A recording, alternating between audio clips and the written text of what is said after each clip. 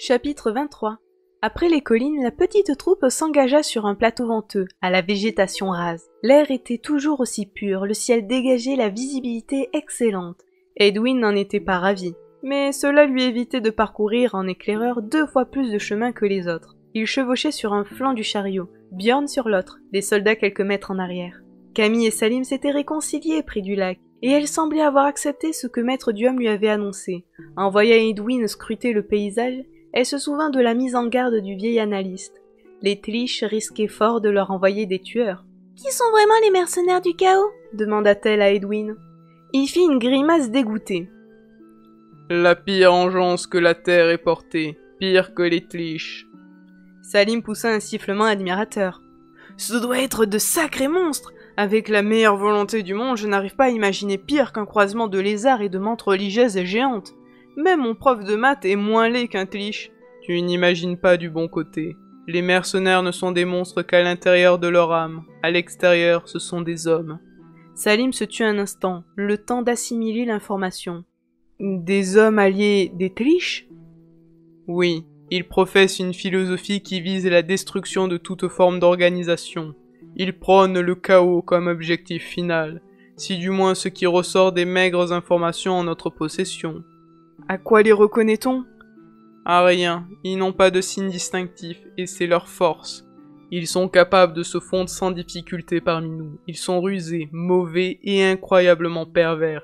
Ils comptent dans leur rang de très bons dessinateurs et sans eux, l'Empire ne serait peut-être pas dans l'impasse où il se trouve actuellement. Nous avons essayé de les pourchasser, mais nous n'avons jamais réussi à faire un prisonnier ou à acheter des renseignements. Tout laisse à croire qu'ils ont un quartier général quelque part, peut-être même une cité, mais nous n'avons pas réussi à les localiser. Maître Duhomme a dit tout à l'heure que les Tlish nous enverraient certainement des raïs ou des mercenaires du chaos, souligna Camille. Edwin eut un rictus. J'espère qu'il se trompe. Je préférerais affronter une horde raïs plutôt qu'une phalange de mercenaires. Il y eut un silence lourd de sens. Camille prit conscience que tout le monde considérait Edwin comme une sorte de guerrier invincible, presque un demi-dieu du combat. Il suffisait d'être près de lui pour se trouver en sécurité. L'entendre exprimer ses craintes avait douché l'enthousiasme de la troupe, jusqu'à Bjorn qui fronçait les sourcils. Edwin, constatant le trouble que ses paroles avaient fait naître, précisa avec un sourire dur. « Pour être honnête, j'ajouterai que les mercenaires ne tiennent pas plus à tomber sur moi que moi sur eux. Contrairement à la plupart d'entre eux, j'ai l'avantage d'avoir survécu à nos nombreux affrontements. » Salim expira longuement avant de lancer au maître d'armes un regard admiratif. Camille le poussa du coude. « Il faudrait savoir ce que tu veux. Tu as l'intention de devenir marchand ou spécialiste dans la mise en bouillie des monstres ?»« Les deux, ma vieille, les deux !» répliqua Salim avec une totale assurance. Le soir tombait lorsqu'ils atteignirent un petit village niché dans une des combes qui poissonnaient le plateau.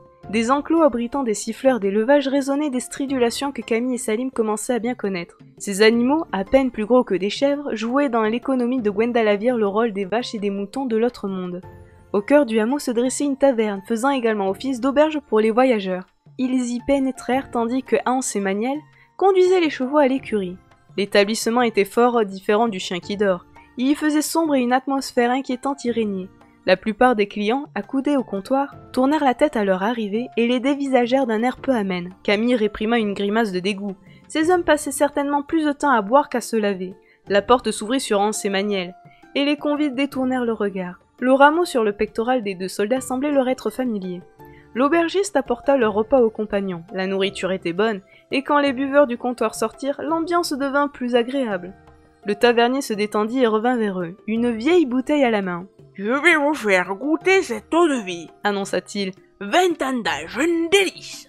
Bjorn tendit son verre, imité avec plus de retenue par les autres hommes. Salim voulut tendre le sien, mais un froncement de sourcils d'Edwin l'en dissuada. « Fameuse !» apprécia Bjorn en claquant la langue. L'aubergiste parut apprécier le compliment. « Je la fais moi-même !» expliqua-t-il. « Du moins, je la faisais avant que la situation de l'Empire ne dégénère. » Il jeta un regard d'excuse aux 2 soldats. « Je ne me permettrai pas de critiquer notre empereur. Chacun sait qu'il fait tout ce qui est en son pouvoir pour gouverner au mieux le pays malgré la guerre. Non, je suis en colère contre les vautours, les bandits de tout poil qui profitent de la situation pour piller la région. Plus personne n'est en sécurité sur les routes. Les gens ne voyagent plus, le commerce va mal. Même la foire d'Alvor n'est pas aussi fréquentée que d'habitude. Il se pencha vers eux et murmura. C'est comme ces hommes qui étaient là à votre arrivée. Ils ne sont pas du pays. Ils traînent dans le coin depuis quelques jours. Je ne serais pas étonné d'apprendre qu'ils attaquent les voyageurs. Faites attention en repartant.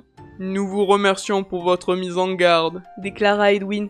mais nous sommes en mesure de nous défendre. De toute façon, nous avons l'intention de passer la nuit ici, du moins si vous pouvez nous loger.